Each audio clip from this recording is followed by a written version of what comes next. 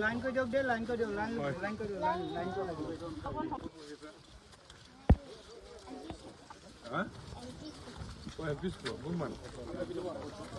হা কোনমানত কোন শ্ৰেণী ও খাইব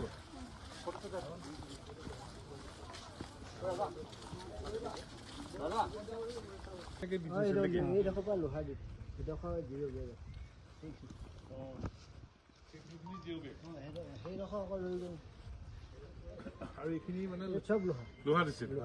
প্ৰলয় এইটো প্ৰলয় হয় আৰু এতিয়া চৰকাৰে খুব শীঘ্ৰে যুদ্ধকালীনভাৱে সাহায্য আৰু পুনৰ সংস্থাপনৰ ব্যৱস্থা কৰিব লাগে আৰু এতিয়া ৰাজ্যক পৰ্যাপ্তভাৱে সাহায্য লাগে আৰু পৰিকল্পিতভাৱে পুনৰ সংস্থাপনৰ ব্যৱস্থা ল'ব লাগে অসম চৰকাৰে গতানুগতিকভাৱে যি ধৰণে সাহায্য দি থাকে বা গতানুগতিকভাৱে যদি পুনৰ সংস্থাপনৰ ব্যৱস্থা কৰিলে সেইটো কাম কৰিলে কিন্তু নহ'ব এবাৰ গতানুগতিক ব্যৱস্থাই কোনো কামত নিদিব সেইকাৰণে চৰকাৰৰ ফালৰ পৰা বিশেষ সাহায্য অভিযান চলাব লাগিব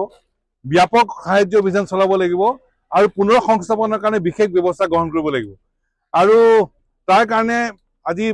প্ৰধানমন্ত্ৰী নৰেন্দ্ৰ মোদী ডাঙৰীয়াই হওক বা গৃহমন্ত্ৰীয়ে হওক আগতে নিৰ্বাচনৰ সময়তো সপ্তাহত দুবাৰকৈ আহে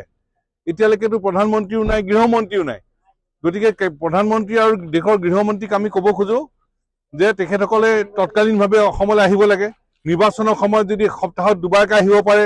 এতিয়া বান বিধ্বস্ত ৰাইজক খবৰ ল'বলৈ তেখেতসকলে আহিবলৈ কিয় সময় নাপাব মানে অসমৰ সম্পদ হ'ল দেশৰ সম্পদ কিন্তু অসমৰ সমস্যা ৰাষ্ট্ৰীয় সমস্যা নহয় নেকি এইটো আমাৰ মনত খং আছে ক্ষোভ আছে বেদনা আছে আৰু সেইকাৰণে প্ৰধানমন্ত্ৰী ডাঙৰীয়া আৰু গৃহমন্ত্ৰী ডাঙৰীয়াই শীঘ্ৰে অসমলৈ আহিব লাগে বান আক্ৰান্ত ৰাইজৰ খবৰ ল'ব লাগে আৰু অসমৰ বান আৰু গৰাখহনীয়া সমস্যাক ৰাষ্ট্ৰীয় সমস্যা হিচাপে ঘোষণা কৰিব লাগে আৰু ঘটনাটো হ'ল কিয় কি কাৰণে হ'ল ঘটনাটো তাৰ কাৰণে IIT গুৱাহাটী বিশ্ববিদ্যালয় ডিব্ৰুগড় বিশ্ববিদ্যালয় তেজপুৰ বিশ্ববিদ্যালয় আৰু এই বিভাগত জড়িত থকা বিশেষজ্ঞসকলক জড়িত কৰি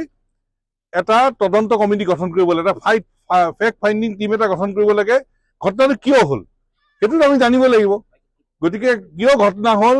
সেই ঘটনা তদন্ত কৰিবলৈ এটা উচ্চ পৰ্যায়ৰ তদন্ত কমিটি গঠন কৰিব লাগিব আৰু কিয় ঘটনা হ'ল সেই কথা উলিয়াব লাগিব আৰু ভৱিষ্যতে এনে ঘটনা নহ'বৰ কাৰণে নিশ্চিত ব্যৱস্থা ল'ব লাগিব বিভিন্নজনে কৈছে যে কয়লাৰ খনন নাগালেণ্ডত আৰু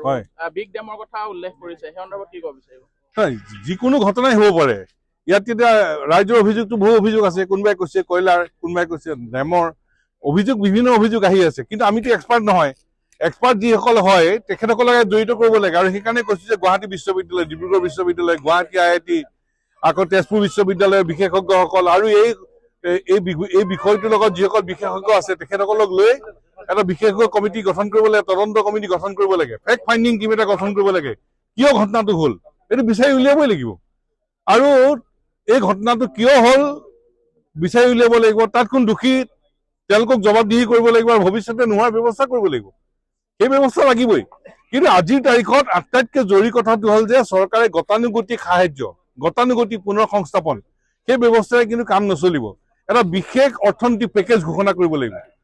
এই বান আৰু গৰাখহনীয়া এইটো এটা প্ৰলয় এইবাৰ আৰু সেইকাৰণে এটা বিশেষ অৰ্থনৈতিক পেকেজ ঘোষণা কৰিব লাগিব অসম চৰকাৰ আৰু কেন্দ্ৰীয় চৰকাৰ উভয় চৰকাৰে এটা বিশেষ অৰ্থনৈতিক পেকেজ দিবই লাগিব